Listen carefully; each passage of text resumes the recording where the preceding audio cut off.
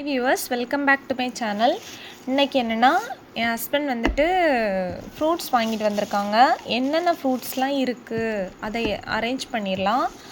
First apple இருக்குது,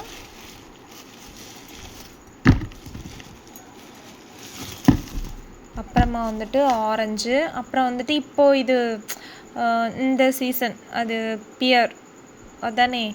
ஆமாம், முந்திக்கு இது சும்மாவே நிறைய இடத்துல கிடைக்கும். இப்போ தெரியல, ஒட்டு ரகம்னு நினைக்கிறேன். இது இப்போது சீசனாக இருக்குது, அதுவும் வாங்கியிருக்கோம். அப்புறமா